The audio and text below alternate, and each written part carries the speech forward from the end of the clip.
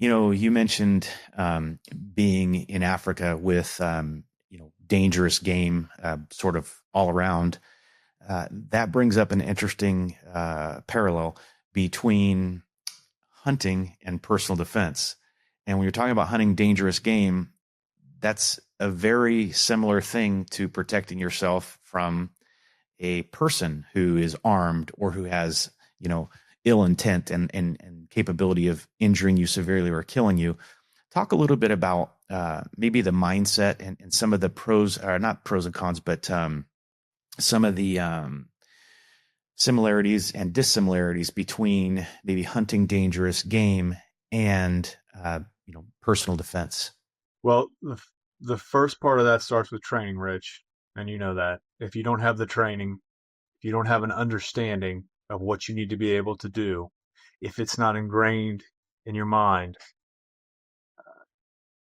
there's no hope. You have to prepare for this ahead of time, right? If you were walking down the street, or if I was walking down the street, if anyone was walking down the street tomorrow and a lion charged out of the bushes, we would die.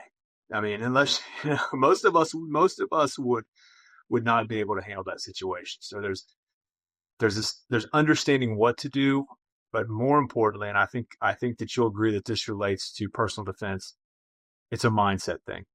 Your mind has to be prepared for a bad situation and how to deal with that bad situation.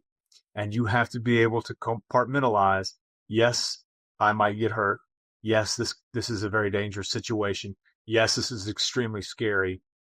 You have to be able to, with all those things in your mind, you have to be able to focus on what you're doing to protect yourself. Now, it is different in a dangerous game situation in the fact that you're out there, you kind of understand, you're expecting, if you're in an area where there's dangerous game, you're expecting to, okay, I'm going to have a confrontation. And the other good thing about that is most times you bump into dangerous game, it's not going to result in a charge. Could, but most times it's not going to result in a charge.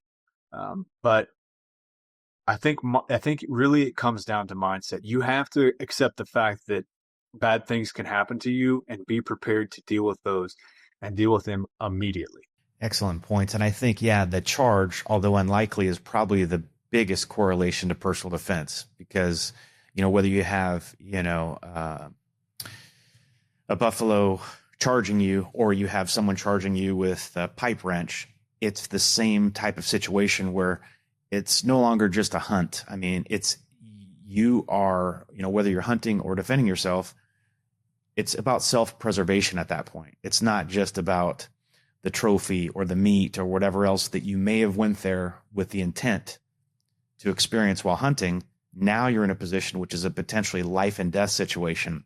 And under that duress that you're sure to experience, that's where being able to keep a cool head and having that training and that confidence that manifests from that quality training really comes into play. So I always think that's neat to consider the sort of the similarities and the differences between, especially dangerous game hunting and personal defense.